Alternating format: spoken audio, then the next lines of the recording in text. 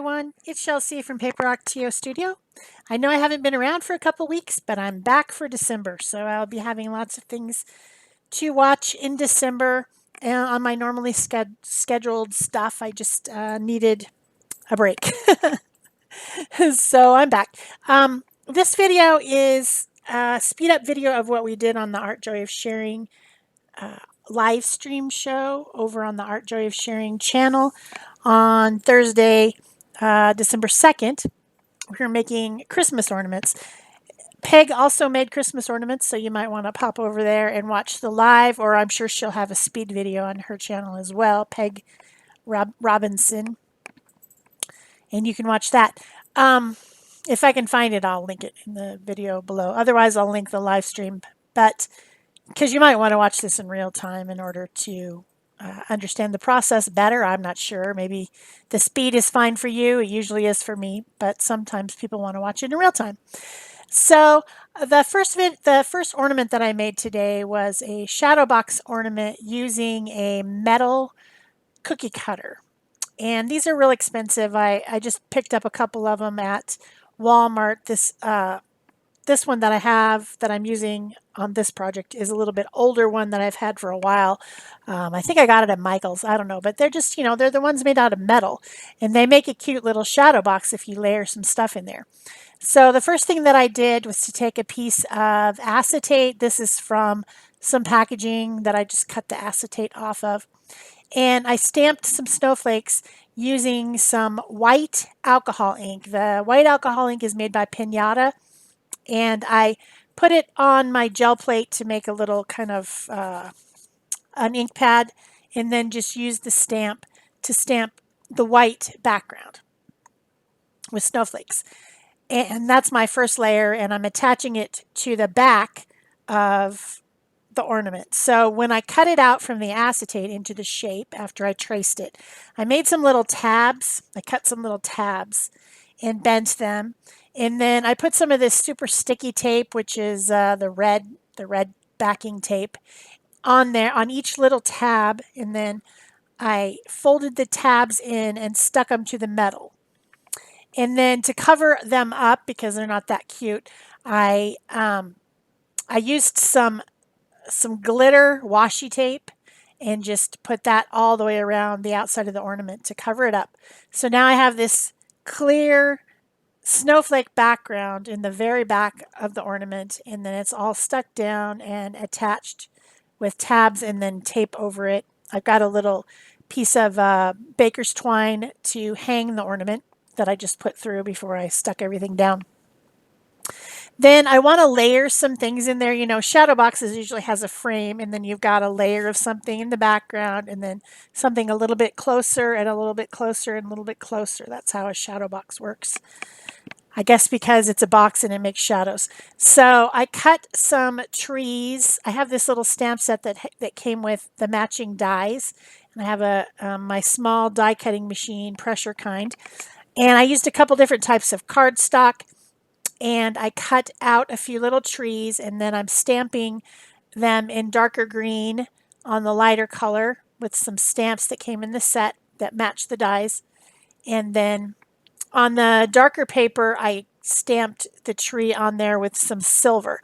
Now, I meant to stamp both sides. I would stamp both sides. And I would have cut out two of the larger ones to make a little bit more dimension.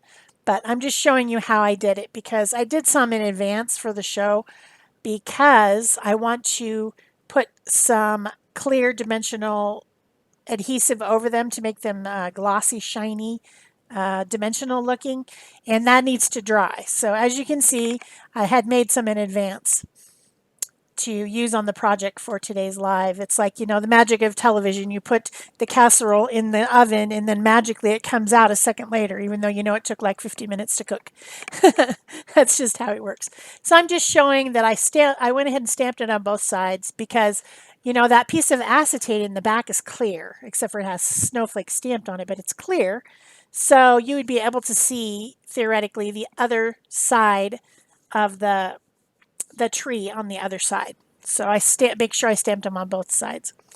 Then I put that clear dimensional adhesive. The most common one is glossy accents, glossy accents from Ranger. The one I'm using is Diamond Glaze. There's also a Mod Podge version of the clear dimensional adhesive. What it does is basically make a raised, domed, clear surface over the top.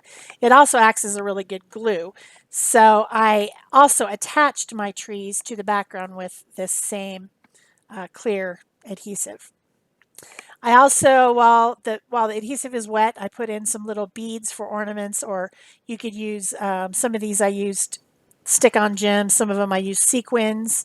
I put a little tree sequin, sequin at the top of the tree, and for the larger one, I wanted it to be more dimensional, so I attached two of them back to back with some dimensional dots, like foam tape. These are from Stampin' Up! From a long time ago, and they make things pop out from the, make them stand out from the background. So the first tree I glued down directly onto the acetate in the background. The second one I attached, but it has a second layer that is popped out. So it gives a little bit more dimension. Now, so I've got a background, and then I've got something that's a little bit closer to you, right? And they've all been decorated with a star on the top and little ornaments on them. So they look like little Christmas trees. I'm just pressing them down. I did attach it to the acetate with that clear dimensional adhesive, which takes time to dry. So I'm just pressing it down to make sure I've got everything stuck down real good. So then I wanted something in the foreground, closest to you, and I wanted it to be a little snowman. So I got out some shrink film. This one is made by Graphics. I think this is the best brand of it, but you can also get Shrinky Dinks. Comes in clear and white and frosted and black. Might even come in other colors, I'm not sure. But I have a little tool there that I made. So you take a strip off of your shrink plastic, whatever kind you have, and make it into a ruler by using an actual ruler. And then when you shrink it down, it gives you an idea of how big of something you will need based on your small ruler. So you can measure the area you want to fill with your small ruler, and then that gives you an idea. So I needed to have a 3-inch piece of plastic in order to make the snowman the size I wanted. So that's just a little tip. Make yourself a little shrink ruler, and you will, it'll help you out a lot, especially if you're not sure, because you never can just estimate how much it's going to shrink. You just don't know. So it's going to shrink, you just don't know how much. So I drew my snowman onto the white shrink film, whatever you want to call it. And then I cleaned it up a little bit with a bit of alcohol on a wrapped around a toothpick, just a little bit of wet alcohol, baby wipe on there to clean up some of the lines where I didn't want them. And then I'm using alcohol markers to color. Now, the thing about coloring you need to remember is that the shrinking of the plastic is going to make the color darker by the percentage of however much it shrinks. So you need to color it in pastel colors in order to give it bright colors. Does that make sense? Because that pigment that you put on there that seems pastel is going to shrink down and become much more close together and much darker. So just color it real light. You could also color it with colored pencils. The marker that I used to draw was a permanent marker called a Pro marker, and it worked really well. It makes a fine, thin line.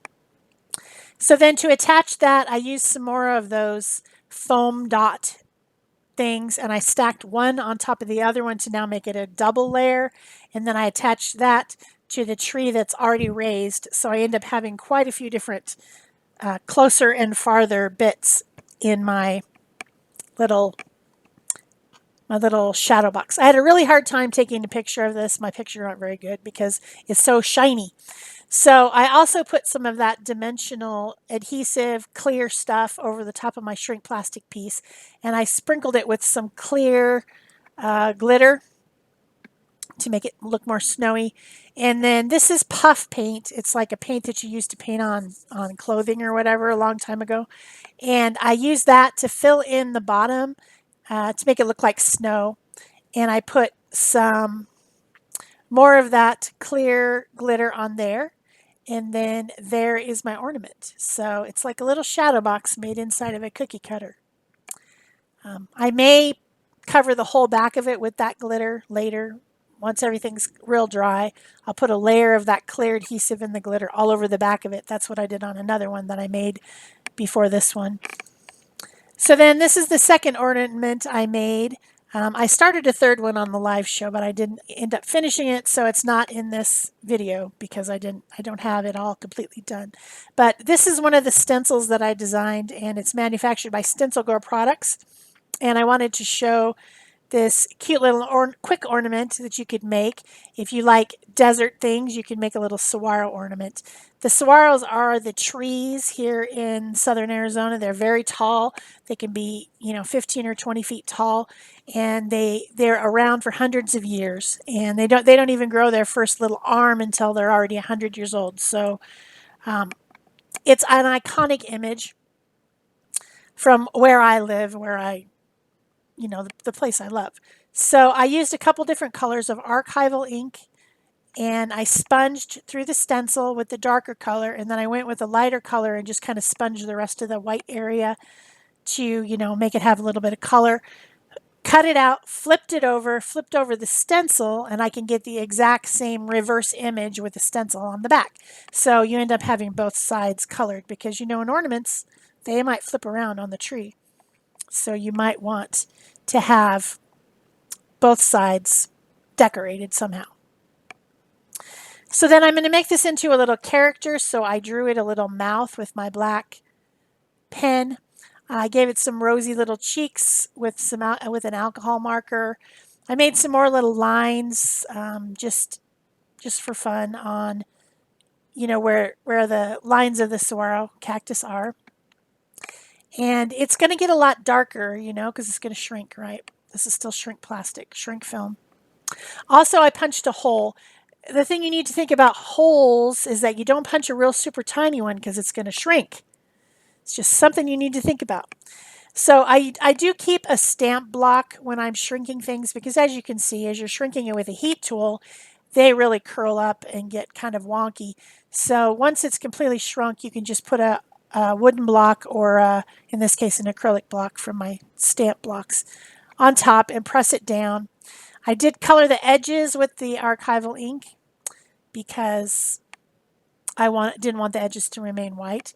I put some little embroidery thread to make a hanger to hang it on the tree, which I did already because we already have our tree.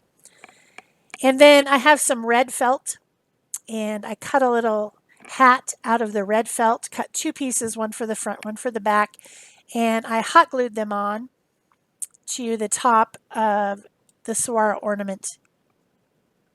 I hope you're enjoying this video. I hope it gives you some ideas of something you could make for your tree this year. And of course, give me a thumbs up, leave me a comment or question below, subscribe if you haven't already, turn on your notification bells, and of course you can share this if you want to. Tomorrow there will be another video coming out. It's a hop. Make sure that you come back and hop through those videos. It's the Let Us Start With Art, making wall art. So it'll be there tomorrow morning. I added the brim and the pom-pom of the hat with that puffy paint. You could also just put some more felt or something on there. And then just to finish him off, I put on a couple googly eyes. So like I said, I hope you enjoyed it. Here comes some pictures of this little ornament. And that's it for me for today. Thanks so much for watching. Bye-bye.